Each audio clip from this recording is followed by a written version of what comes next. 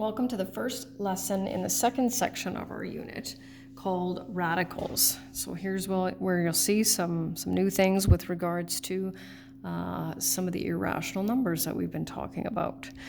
This takes a little practice, so don't worry if at the end of the lesson you're a little unsure and not confident, because we're definitely going to be spending a few days on this anyway.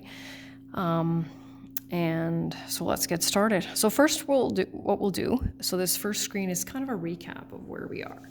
So we're going to simplify them here. And I'm going to show you the parts of the radical. Hopefully you can see that fairly clearly. So this is the entire radical. So we have an index here. So if there's nothing here, it's understood that the index is 2. Here's our radical symbol. The 27, just the number underneath the radical symbol, is called the radicand, and then the whole thing is a radical. So we're not going to be talking about these as square roots or cube roots. We're going to be talking about these as radicals. So I'm just going to insert some things, and some of it's a little bit of pre-work for pre-calculus 20, as these continue on in I was going to say there's a lot of radicals in pre-calc 20, or at least quite a few. So this symbol right here means positive and negative. So sometimes we want the positive and negative value of something. So 36 is a perfect square. We can take that on our calculator and we end up with plus and minus 6. Moving on to this one here. So when the negative is outside of the radical symbol, that means we want the negative value of the square root of 16, which is -4. And here we have what I'll call a coefficient. So the number before the radical.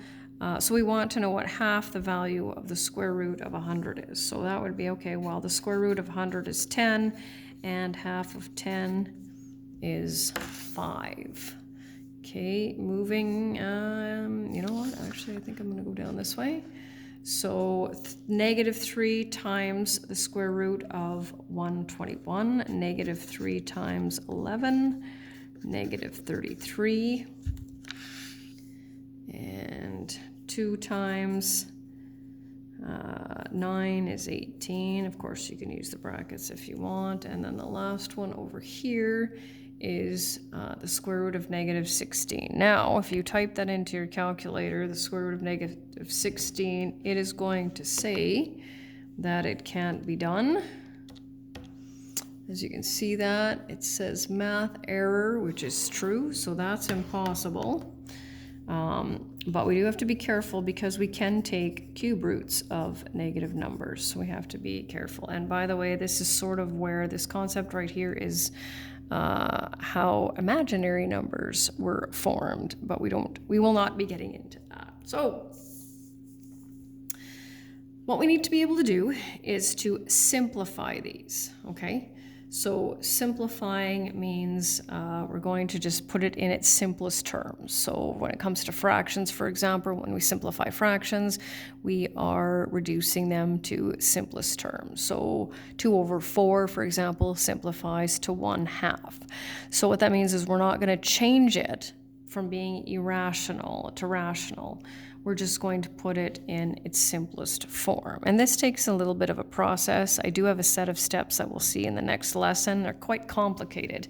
But just like most things, this takes practice. So you can see I've got a list of perfect squares up there. So in the first unit, when we factored 12, it didn't matter if we factored it into 4 times 3 or 6 times 2, right? It didn't matter. As long as we kept going and got the same final answer, we were good. Well, here we're going to, in a sense, factor it. But what we have to do is we have to break it down into a perfect square times whatever else is left. Okay, so I've got the perfect squares here. Now, 1 is a perfect square, of course, but 1 divides evenly into everything and doesn't get us anywhere. So we're going to be looking at 4 and beyond. Okay, so square root of 12. So what perfect square divides evenly into 12? Well, that would be 4. So we're going to break it down into root 4 times root 3. right? So it looks kind of like the factoring, except we now have those radical symbols there. And because this one is a perfect square, we can simplify that to 2 root 3, okay? And that's our final answer. Now, what you can do is you can take your calculator. I'm trying to watch, there's some glare on this here. I'm trying to move it, so let's try this. Ooh. Hold on a second. No, that didn't help at all. Well, let's see. So root 12, right? You can see that, so at least you can see that part. So 3.46. If you've simplified it correctly, okay, the decimal equivalents will be the same. So what did we get? We got 2 root 3. So you can see the same number appears. And then the other part will be that there will be no perfect square that divides evenly into this, right? Kind of remember with that GCF, how we had to double check that to make sure there wasn't another GCF. So let's try the next one. Okay, 45. Perfect square, largest perfect square that divides evenly into 45 would be 9. So root 9 times root 5. Perfect square. Final answer, 3 root 5. Now you don't need to, you don't need to check all of these with your calculator, right? Of course, for the assignments, you'll have answer keys, but obviously for the quiz, why not, right? Doesn't take long. So we're gonna move on here. Now we have a coefficient here. Okay, in the previous questions, we just had a coefficient of 1, but now we have a different coefficient, so we're gonna have to bring that down. All right, so we want 2 times, okay, largest perfect square that divides evenly into 200 is 100 times root 2, 2 times 10. Okay, now I require one step that demonstrates understanding. You can see I've shown more. Okay, and I will most likely kind of give you an indication of what you will see in Pre-Calc 20, just so you can understand that process is very, very important.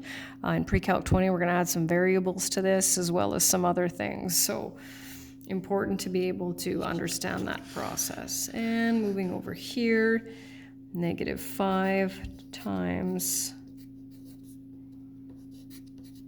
you have to really watch that. I like to put this step in here. -25 root 3. Okay, so now I'm going to drop down a little bit here. Let's see. Actually, and you might have to play around with this for a bit, because sometimes I think you'll look at it and you might think, okay, you know what, I don't know. And so you have to start by going 162 divided by 4, 162 divided by 9. But you'll start to get, I think, hunches for these things, right? So this one ends up being 81 and 2. And I'll just bring that, right, coefficient down, -54 root 2. And it's, you can see it's getting a little abstract, right? So by looking at it, you can't tell if the decimal equivalents are the same, but by typing it in, right, either -6 root 162 or -6 times root 162 will tell you if it's the equivalent to this one. Okay, I'm going to do this one incorrectly just to show you how you can check it. So I'm going to do it quite lightly, because then I'm going to erase it because it won't be right. So I'm going to go 4 times the square root of 4 times the square root of 20. Now, if you're looking at that thinking, what's wrong with that? Well, just give me a minute and I will show you. So 4 times 2 root 20 is 8 root 20. Now, if we check the decimal equivalents of these, 4 root 80 and 8 root 20 will have the same decimal equivalent. However, there is another perfect square that divides evenly into the 20. What is it? It's 4. So because there is another root 4, right, another 4 that divides evenly, and we took out a 4 to begin with, what does that mean for the original perfect square that I should have removed? 4 times 4 is 16. So that's how you would check it, okay? So 4 times 4 root 5 is 16 root 5. Once again, decimal equivalents will be the same, and our lovely fractions, okay? Got that plus or minus here, 1/3 times root 9 times root 3. So we might have to do a little bit of a review. So 1/3 times 3, if we go back to how we multiply fractions, multiply numerators, multiply denominators, and simplify. So 3/3 is the same as 1, right? And no different than when it comes to x, you can always put 1 in front of there, right? If you want, there's nothing wrong with that because that's how many root 3's there are. And this last one, give this one a try. You can just pause the video right now and just give this one a try. And the reason I like to kind of sneak it in there is just because sometimes what happens is when you learn a new skill, sometimes you forget what you have already learned. So that's sort of the test with this. So 16 is a perfect square. So that when we know that 16 is rational, we know the square root of 16 is rational. So we will not end up with a radical as our final answer. What's the square root of 16? 4. 3 times 4 is 12. So you have to get used to looking for those perfect squares, perfect cubes, and being able to distinguish whether it is a rational or an irrational number. And that's the end. Thanks for watching.